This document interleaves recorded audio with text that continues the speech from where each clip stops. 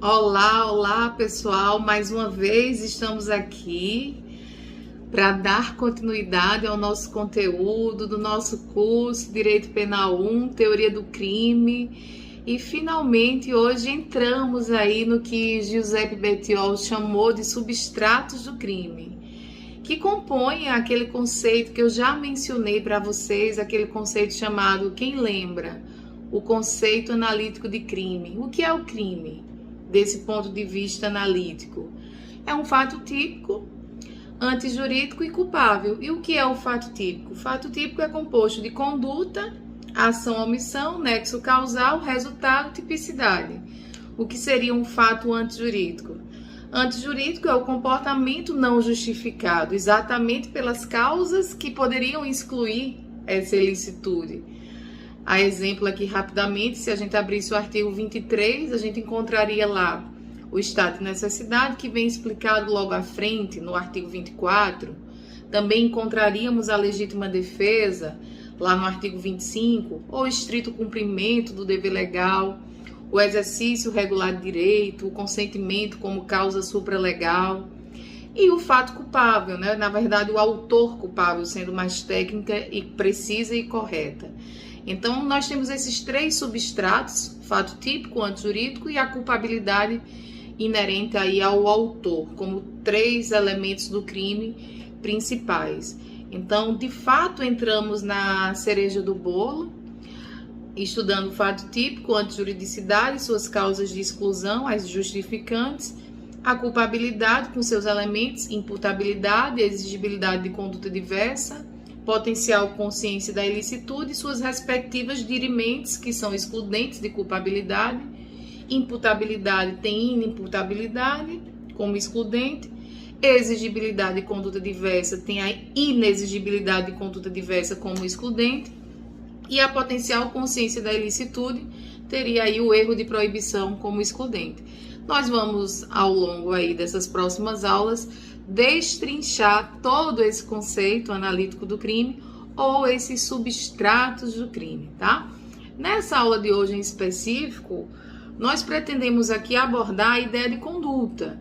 E aí é importantíssimo que vocês já tenham de fato estudado, ou tenham lido, ou tenham visto e revisto aquele vídeo que o Cris preparou com a minha supervisão e com o material já enviado por mim sobre a evolução da teoria da ação. É importante que vocês tenham compreendido o caminhar que a gente perpassou ali da teoria causalista, a teoria neocantista, teoria social da ação, teoria finalista, até a gente chegar nas teorias funcionalistas e até um pouquinho mais que nós temos hoje enquanto a evolução desse conceito de ação. Se a gente for lembrar que a ação ela passou de um movimento corporal, como falava List, como falava Belling, lá naquele movimento natural causal, né, na teoria causalista, era apenas aquele fazer, apenas aquela ação voluntária que produzia uma modificação no mundo exterior perceptível aos sentidos, né, como resultado meramente naturalístico, que não explicava inclusive a omissão, que não abarcava tentativa branca, quando se atingia a vítima, que não adicionava ali valores, que o dolo e a culpa estavam ainda na culpabilidade, passando aí uma visão neocantista com Mezger, né, como grande expoente. Teve uma mudançazinha, a gente sai da ideia de ação enquanto mero movimento para a ideia de comportamento, o fazer ou não fazer, ok, acrescenta-se além da ação a omissão.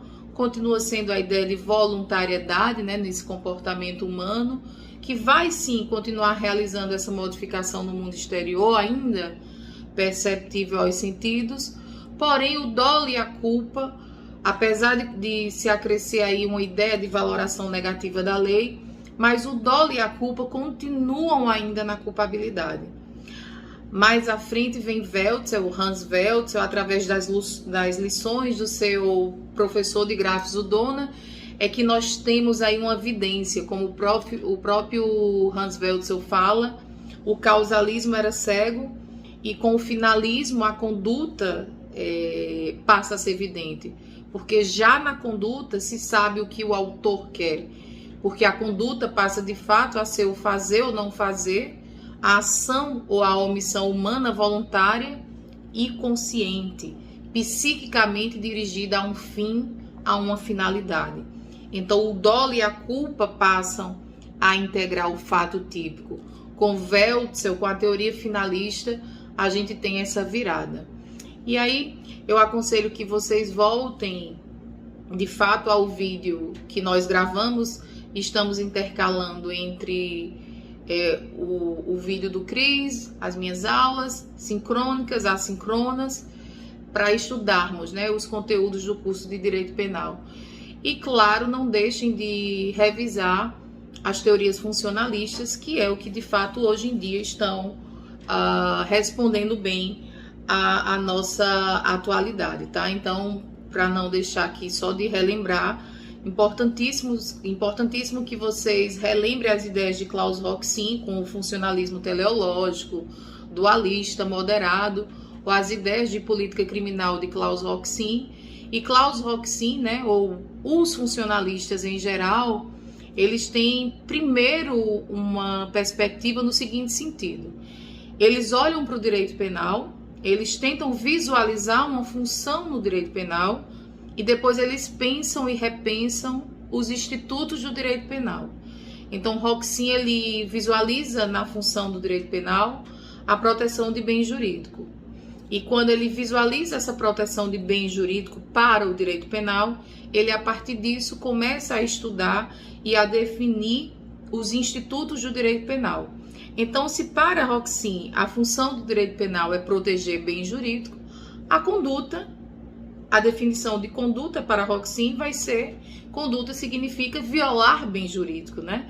A conduta relevante penalmente é aquele comportamento humano voluntário que causa uma importante e intolerável lesão, ou então um perigo de lesão, a um bem jurídico tutelado pela norma penal.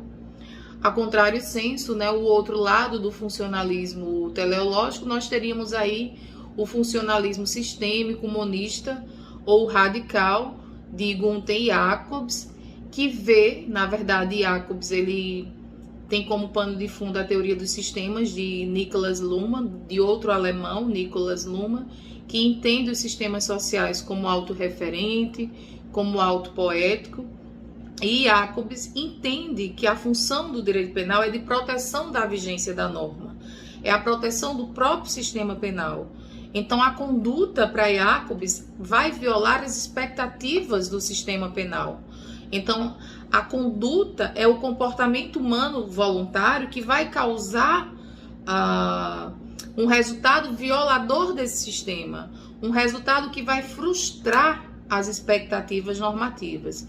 Então, não deixem, pessoal, de revisar esses autores, de revisar esse percurso, digamos assim, de desenvolvimento das ideias de evolução a respeito da teoria da ação, tá bom? Mas, adentrando especificamente na ideia de conduta, poderíamos dizer que o brocardo antigo ainda está em voga. Nulo crime sine conduta. Apesar das pessoas jurídicas hoje poderem praticar crimes, né, porque a Constituição assim o previu e assim o estabeleceu em relação a crimes ambientais, não existe crime realmente sem conduta. Então, não importa o conceito que você adotar, desde que seja finalista ou funcionalista, de fato deve existir aí uma conduta, um comportamento para que exista a situação delitiva. É necessário que exista essa materialização, essa exteriorização, essa lesão a um bem jurídico, essa violação a um interesse protegido pela norma, tá bom? Inclusive, pegando esse gancho que eu falei das pessoas jurídicas, alguns doutrinadores dizem que essa ideia de não existir crime sem conduta poderia deixar um pouco indefesa a ideia da pessoa jurídica praticar crimes, né? Porque pessoa jurídica não pratica conduta. Mas aí, repito e insisto, como a Constituição Federal da República, lá no artigo 225, parágrafo 3º, estabeleceu a previsão, a possibilidade da imputação penal além da administrativa, além da cível, à pessoa jurídica em caso de crimes ambientais, não há discussão mais sobre essa possibilidade. Então, nesses casos, a pessoa jurídica também pode ser imputada penalmente, tá bom? Mas hoje em dia a gente entende que a conduta relevante penalmente é o movimento humano voluntário, dominado pela vontade, que o homem vai praticar, vai exercer essa conduta, via de regra, tá? Exceto essa exceção da pessoa jurídica, e que o homem também pode se valer de instrumentos aí como animais para lesar interesses aí tutelados pelo Estado. Então seria esse movimento humano voluntário dominado pela vontade que vai gerar aí fatos indesejáveis no meio social, ok? Vamos detalhar agora, pessoal, algumas situações inerentes ou características inerentes a esses tipos de conduta. Existem condutas que podem ser realizadas mediante um fazer, e são chamadas de ações, fácil demais, são as condutas positivas, e são a maioria das situações delitivas do nosso Código Penal. Quero dizer, se vocês abrirem o Código Penal, nós vamos encontrar a maioria dos delitos como delitos comissivos, ou seja, delitos praticados mediante ação, mediante conduta positiva. A professora me dá um exemplo muito fácil. Por exemplo, o crime do homicídio, o artigo 121, o artigo do 155, o furto, então o matar, o subtrair, o constranger. Esses verbos núcleo trazem no seu bojo a ideia de ação, a ideia de fazer. E a maioria do nosso ordenamento traz exatamente essa ideia de conduta comissiva. Por outro lado, nós temos a possibilidade de tipos penais omissivos. E esses tipos penais podem ser omissivos próprios ou puros, ou propriamente ditos, aqueles crimes que são essencialmente omissivos, ou a gente pode ter aí uma ficção, crimes omissivos impróprios, que na verdade eles são praticados ficticiamente por omissão, porque o legislador criou a figura do garantidor. Então, vão ser os crimes chamados de omissivos impróprios ou impuros. Vamos primeiro entender, pessoal, os crimes omissivos próprios ou puros, tá bom? São crimes geralmente de mera conduta, que não vão admitir tentativa e que o próprio tipo penal, ou seja, o próprio preceito primário, traz como verbo núcleo uma conduta negativa. E essa conduta negativa é traduzida geralmente no verbo núcleo deixar de fazer. Então, se nós abrirmos o crime mais clássico de omissão própria ou de omissão pura, é o artigo 135, que traz o crime de omissão de socorro. Então, vamos abrir aqui para exemplificar essa omissão própria ou essa omissão pura. O crime de omissão de socorro traz a seguinte ideia. Vejamos. Deixar de prestar assistência. Vejam que o legislador, ele traz para a gente um comando. Qual é o comando que o legislador traz para a gente no artigo 135? Prestar assistência. Então, você deve assistir. Se você não assiste, você comete a omissão. Então, vejam que na omissão própria existe um comando a seguir, que quando você não faz, você comete o delito. Já na omissão imprópria, nós vamos precisar de uma norma de extensão ou de amplitude da tipicidade. Como é, Ana? Existe uma classificação doutrinária que diz que o artigo 13, parágrafo 2º, é uma norma de extensão da tipicidade ou de amplitude da tipicidade. Como assim, Ana? Norma de extensão da tipicidade ou norma de amplitude da tipicidade? Vejam só. Professora, se eu abrir o código, eu vou encontrar um artigo na parte especial que traz um tipo penal de omissão imprópria ou de omissão impura? Não.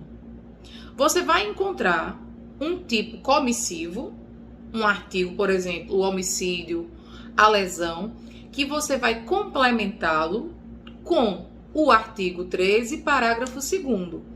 Então, o artigo 13, parágrafo 2º é uma norma que vai alargar a tipicidade do crime comissivo e vai tornar esse crime comissivo em um comissivo por omissão imprópria. Me explique melhor. É o seguinte, a norma que está no artigo 13, parágrafo 2º, traz hipóteses em que o omitente se coloca na posição de garante ou garantidor. Ana, quem é o omitente? O omitente é quem vai se omitir.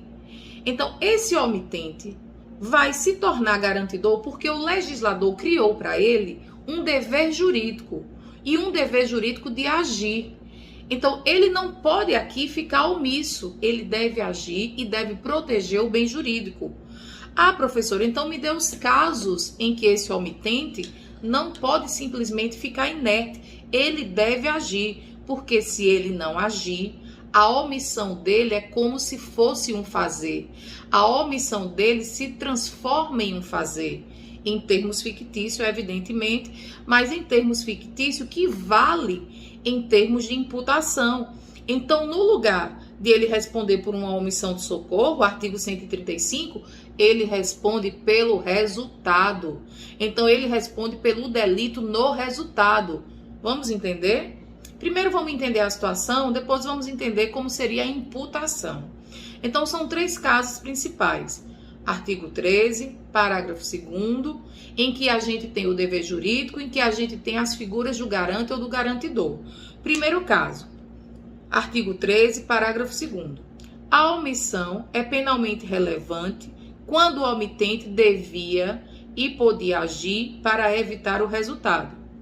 O dever de agir incumbe a quem? Aí ele vai elencar nas alíneas A, B e C a função de garantidor. A. Tenha por lei obrigação de cuidado, proteção e vigilância. B. De outra forma, assumiu a responsabilidade de impedir o resultado. C. Com seu comportamento anterior, criou o risco de ocorrência do resultado. Vamos entender isso aqui, pessoal. Vejam só. O artigo 13, como eu falei, é uma norma de extensão da tipicidade. Então, quem tiver por lei obrigação de cuidado, proteção, vigilância, exemplo, uma mãe acabou de parir um filho. Se ela não alimentar o filho, ela nada está fazendo, ok? Ela não está enfiando uma faca na criança. Ela não está indo lá e matando a criança. Concordam que o artigo 121, eu acabei de falar para vocês que o artigo 121 é comissivo. É praticado mediante ação. Então, via de regra, eu só posso praticar o 121 mediante fazer. Só que eu tenho a obrigação por lei, enquanto mãe, de alimentar. Se eu não alimento, eu posso responder pelo delito de homicídio? Se só existisse o 121, eu não poderia. Mas existe o artigo 13, parágrafo 2º, a linha A, que diz assim, ó.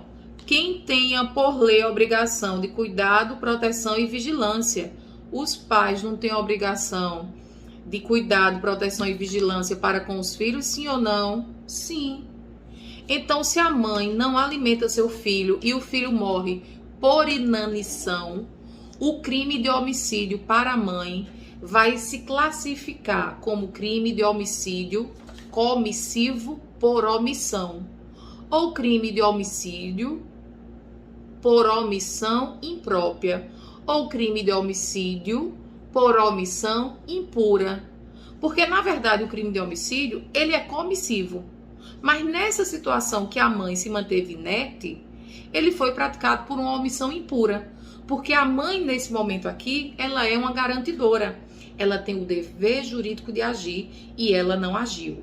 Então, quando vocês encontrarem numa peça processual, artigo 121, C/C, cumulado com artigo 13, parágrafo 2º, a linha A, significa que aquele crime que era comissivo naquela situação, ele foi praticado com omissão imprópria.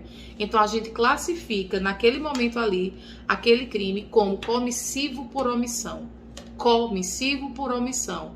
Ou diz que ele foi um crime de homicídio praticado via omissão imprópria ou via omissão impura.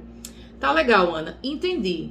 Esses casos de obrigação por lei são mais fáceis de ser entendido. Um policial que viu alguém matando outra pessoa e nada fez, pode também ser responsabilizado pelo resultado, porque o policial tem a obrigação de impedir o cometimento de delitos. Então, um policial que deparou-se com um flagrante de roubo, de furto, pode inclusive responder por roubo e por furto, porque autoridades policiais devem prender em flagrante, né? Nós do povo podemos, as autoridades devem. Está lá no artigo 301 do Código de Processo Penal. Então, se ele não prende, se ele não faz nada, ele pode até responder pelo fato, porque a lei obriga que ele impeça, tá bom? A linha B diz: será garantidor quem, de qualquer forma, assume a responsabilidade de impedir o resultado. Imaginem só que por contrato, aqui geralmente são relações contratuais, tá? Na linha B. Imagine que você tenha contratado uma babá e a babá se distraiu, a criança subiu em determinado batente numa cadeira e a babá, enfim, não viu e a criança se acidentou e ela nada fez. A babá pode responder ali pela situação. Ou um caso mais fácil de ser até visualizado. Um salva-vidas em um clube. Você vai passar o final de semana lá em um clube e você visualiza um salva-vidas. Imagine um salva-vidas normal em um clube que tá lá e ele se distrai com uma moça passando de biquíni, ou então ele se distrai lá no celular, culposamente ou mesmo dolosamente. Ele visualiza uma criança caindo na piscina e ele não quer adentrar na piscina para salvar a criança. Ou com culpa ou com dolo, se acontece um resultado ali com aquela criança, ele tinha a obrigação, porque ele se obrigou a impedir o resultado, ele tinha o contrato com aquele clube e ele não evitou ali o resultado mediante aquela criança. Como ele não evitou, ele pode responder pela lesão ou mesmo pelo homicídio, ok? E um exemplo aí para a gente entender essa linha C que fala: quem com seu comportamento anterior criou o risco da ocorrência do resultado. Para a gente entender aqui o exemplo clássico que a doutrina dá: um sujeito empurra outro na piscina e depois que essa outra pessoa cai na piscina porque você empurrou, você nada faz. Então, se você criou o risco, a pessoa cai na piscina e depois você nada faz, claro que você pode eventualmente aí depois responder pelo resultado, seja doloso ou seja culposo. Se você empurrou de propósito e nada fez e a pessoa veio a falecer, você responde pelo dolo. Se você sem querer bateu na pessoa, a pessoa cai e você nada faz para evitar que ela se lesione ou que ela morra, você vai responder de forma culposa.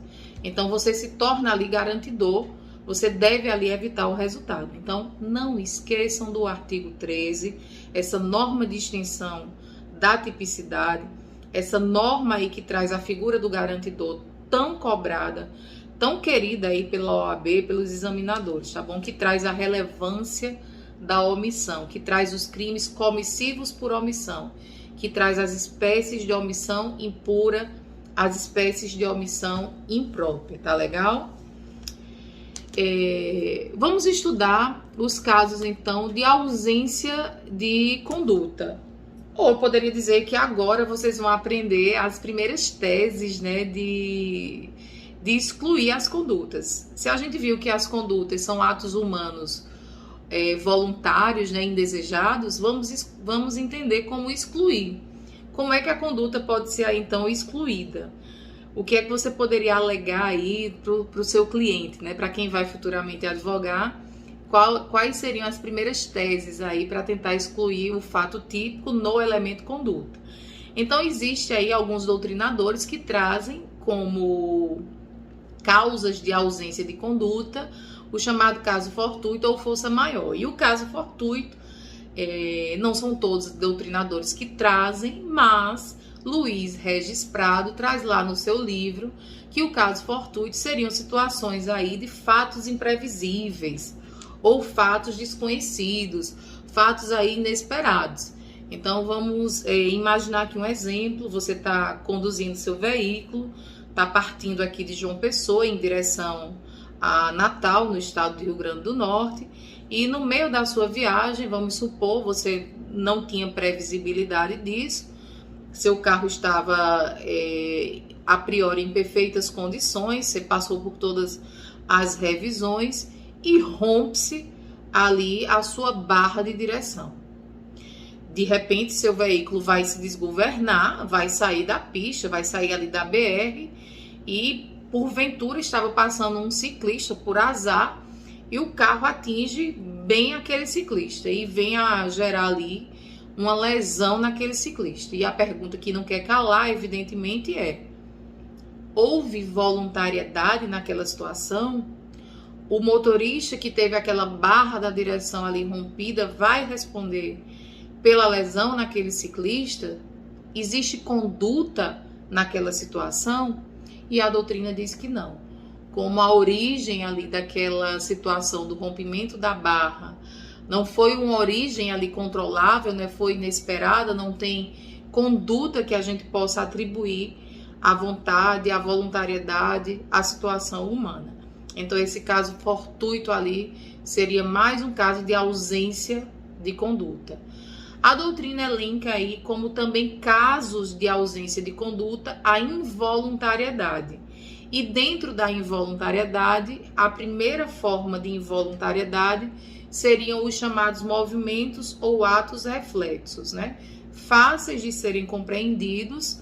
Movimentos ou atos reflexos são aquelas reações que nós podemos ter imediatas, automáticas, que nosso organismo aí pode ter, que são, na verdade, desprovidas de vontade, né? Desprovidas do elemento anímico, são puramente somáticas, são aqueles movimentos ou mesmo a ausência de determinados movimentos, que na verdade são estímulos dirigidos diretamente ao sistema nervoso. O estímulo mais parece exterior porque é recebido por certos centros que a gente tem sensores e que a gente faz sem vontade, sem intervenção da vontade. Se nós pudermos pensar ou lembrar de ataques epiléticos, né? Eu já tive alunos em sala que sofreram ataques epiléticos e bateram sem querer, né? Sem vontade mesmo, em colegas, né?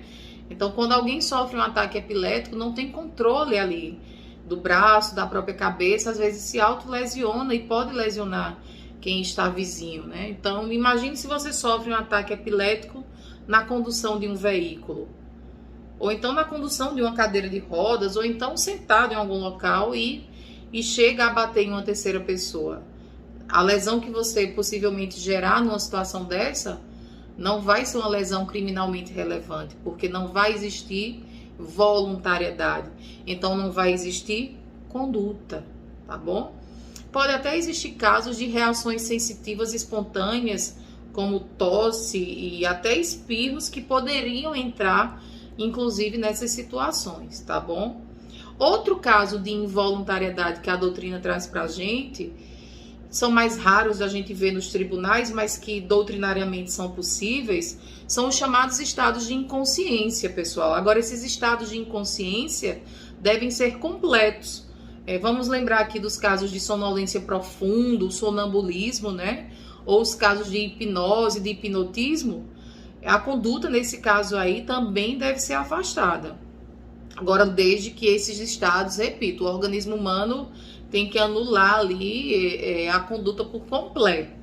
Então, a doutrina traz como exemplo: o sujeito acordou, estava caminhando em completo estado de sonolência profunda e pisou numa criança, na cabeça de alguém que estava ali no meio do caminho, no chão, e não tem como a gente falar, de fato, em conduta, porque estamos diante de um caso de involuntariedade. Então, por mais, repito, que seja raro, eu mesma nunca me deparei em termos práticos com a situação, em termos jurisprudencial, nunca vi na minha quando eu advogava casos desses, mas em termos doutrinários, né, em termos hipotéticos, em termos de teoria, é possível. Não esqueçam disso, tá bom? Eu queria falar para vocês de um temazinho que são os atos em curto-circuito, tá? Também podem ser chamados de reações explosivas, atos em curto-circuito ou reações explosivas. Cuidado, pelo amor de Deus, não vão confundir esses atos em curto-circuito ou reações explosivas com aqueles movimentos reflexos que eu falei para vocês, que podem ser os atos epiléticos, ou mesmo aquela batidinha do médico. Lembram, não sei se vocês já assistiram algum filme, algum desenho animado, que o médico bate no joelho e o joelho levanta, né? Imagina, o médico bateu no joelho, o joelho levantou, você tava com um sapato pontiagudo e bateu no olho do médico. Foi um ato reflexo, né? Bateu ali no joelho, certamente sua perna vai levantar, porque é automático. Esse movimento involuntário, essa reação automática, ok, exclui a conduta. Os atos em curto-circuito, essas reações, ou reações explosivas, né, que Munhoz Conde diz que não vai excluir conduta, esses atos em curto-circuito subsiste vontade, mesmo que de maneira diminuta, mas ainda vai existir vontade. Então, a doutrina dá como exemplo o caso de um marido ou de uma mulher mesmo surpreender o outro cônjuge, né? Então, imagine ali no momento de muita raiva, no momento de grande emoção, você tem uma reação violenta, exatamente porque você está num turbilhão de emoções. Então, essas situações em que você tem uma confusão de emoções é o que a doutrina chama de curto-circuito e de reações explosivas, mas resta ali ainda vontade. Então você continua respondendo. Você pode até ter uma diminuição em termos de pena, mas você não tem a exclusão da conduta, tá bom? Então não confundam atos em curto-circuito e reações explosivas que você continua respondendo com movimentos reflexos, porque neles a vontade existe, nos movimentos reflexos não. São atos de fato automáticos em que você só responde ali, sem vontades. Você responde ali por reflexo de fato, você reage ali automaticamente. Então, nos movimentos reflexos é um impulso completamente fisiológico, desprovido de vontade. Enquanto nos outros, no curto-circuito, é relâmpago, você está em excitação, mas tem um pouquinho de vontade, resta vontade, tá bom? Então, lembre-se dessa ideia do martelo, de alguém bater no joelho e você levantar a perna, ou mesmo você ser surpreendido por uma situação de epilepsia, diferentemente da surpresa do marido pegando a mulher com um amante, ou mesmo em jogos, por exemplo, de futebol, ou situações esportivas que a torcida fica chateada com alguma situação em que o juiz marca um pênalti injusto e avança no campo chateado com o juiz e reage ali. Nessas situações, a gente até pode visualizar atos em curto-circuito, uma diminuição de pena, se for o caso. Agora, não excludente de conduta, tá bom? Então, não confundam essas situações. Por fim, pessoal, eu queria trazer ainda uma excludente de conduta que a doutrina chama de coação física irresistível. Coação física irresistível. Vocês podem encontrar também ainda no latim, né, que seria a vis absoluta. O que seria essa coação física irresistível?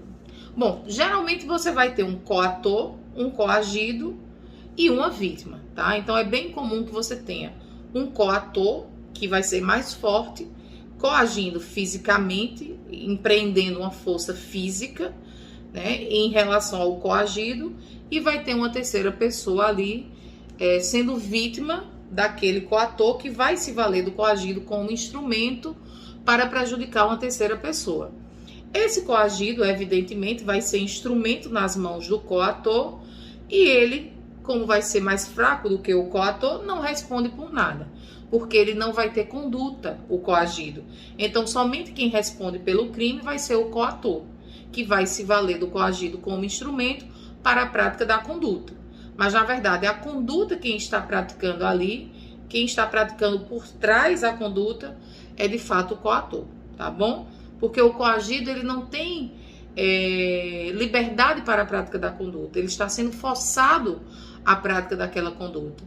Então, digamos que na coação física irresistível, opera-se ali sobre o homem uma força de tal proporção que faz com que esse coagido intervenha como uma mera massa mecânica sobre aquela outra vítima.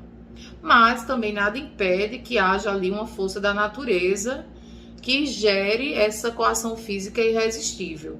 Ana, como assim? Eu entendi o exemplo da ação de um terceiro, em que o coagido ele é instrumento nas mãos do coator. Agora, como seria esse caso aí da natureza?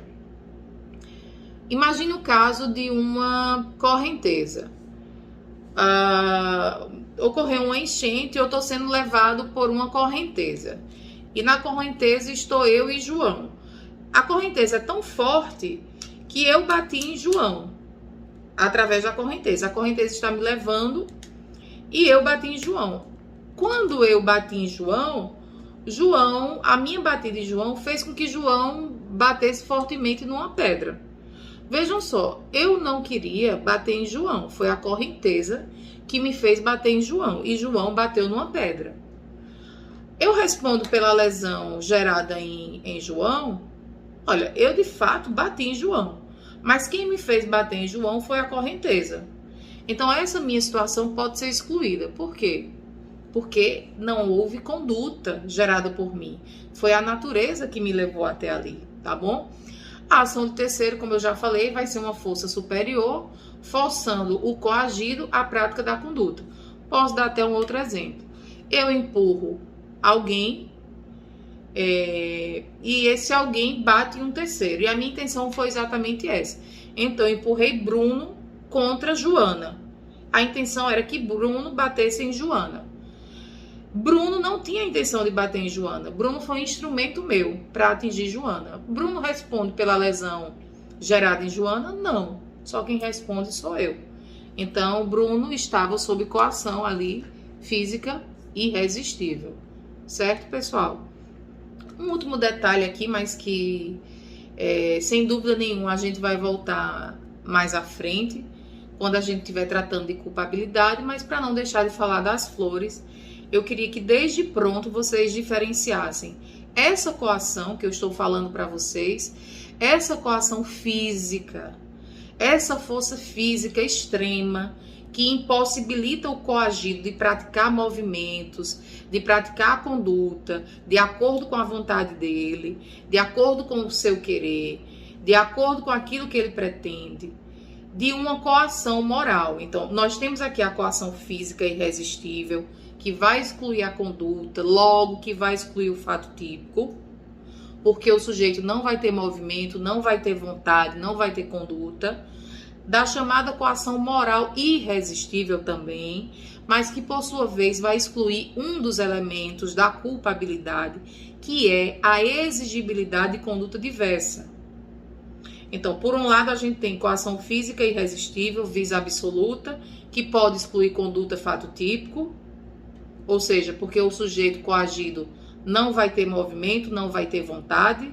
Por outro lado, a gente pode ter a coação moral irresistível, que vai excluir a exigibilidade de conduta diversa, que é elemento da conduta, então exclui conduta. Ambos vão excluir o crime, ok? Agora, a diferença é que um exclui o elemento primeiro do crime, fato típico, porque exclui conduta, o outro exclui o último elemento do crime, culpabilidade, porque exclui o elemento da culpabilidade, exigibilidade e conduta diversa. Ana, me dá um exemplo de coação moral irresistível. Imagine, a coação moral é mais a violência psicológica, tá? Então, é uma grave ameaça ali que vai retirar do coagido a liberdade de escolha. Então, assim, ele pratica a conduta, mas com a vontade viciada. Ele tem vontade de praticar a conduta, mas a vontade dele está viciada, está maculada. Na outra, ele nem vontade tem, tá entendendo? Ele não tem movimento, ele está praticando, ele está sendo coagido a praticar aquilo. Está sendo levado a praticar aquele movimento porque ele está sendo empurrado por uma força física. Na moral, não. Ele está praticando o movimento, mas porque a vontade está sendo viciada. Me dá um exemplo, Ana, para a gente fechar e para esclarecer. Imagine que eu sou gerente de um banco e tem um cara com arma na minha cabeça e tem um vídeo mostrando que tem mais 2 assaltantes na minha casa com minha família e dizendo que se eu não pegar o dinheiro que está no cofre do banco em que eu sou gerente, vão matar minha família e vão me matar. Eu vou pegar o que tem no cofre do banco ou não? Claro que eu vou. Eu vou cometer essa extorsão, etc? Claro que vou. Por quê? Eu não tenho como agir diversamente. Eu não tenho como agir conforme o direito. Ou eu vou agir contrário ao direito ou eu vou morrer. Então, eu vou me movimentar para retirar o dinheiro. Mas essa minha vontade de entre aspas, pegar o que não é meu, está sendo uma vontade viciada. Então, ninguém está me empurrando, agindo com uma força física sobre mim. Ali está tendo uma força moral, uma violência moral. Então, o que está acontecendo é uma grave ameaça e não uma violência física de fato, tá bom? Então, quando existe uma força física externa, de fato me impossibilitando, eu estou diante da coação física. Quando existe uma coação moral, uma grave ameaça, retirando o coagido a liberdade de escolha, aí estamos diante da coação moral irresistível. Então, cuidado para não confundir. Uma coisa é excludente de conduta, outra coisa é excludente de exigibilidade de conduta diversa. Vamos só dar um outro exemplo aqui. Imagine que eu estou com uma arma na mão, tá? E eu sou o coagido. Quando o coator coloca sobre a minha mão, a sua mão, e força o gatilho da arma, eu poderia perguntar: quem de fato está disparando a arma? Vocês poderiam dizer: os dois. Não, quem está colocando a força na arma é o coator. O coagido está ali por coação. Mas a força física externa, né, está ali exercendo sobre o coagido. Então, existe de fato uma força externa física impossibilitando o coagido de praticar movimentos livremente. Então, essa ideia de força física é o que exclui a conduta. Já a coação moral é uma grave ameaça que tira a liberdade de escolha e vicia a vontade. Ok? Então, nós vamos encerrando por aqui essas primeiras ideias a respeito da conduta e no vídeo que vem, pessoal, nós damos sequência aí aos tipos dolosos, tipos culposos e encerramos a ideia de conduta. Muito obrigada e até o próximo vídeo.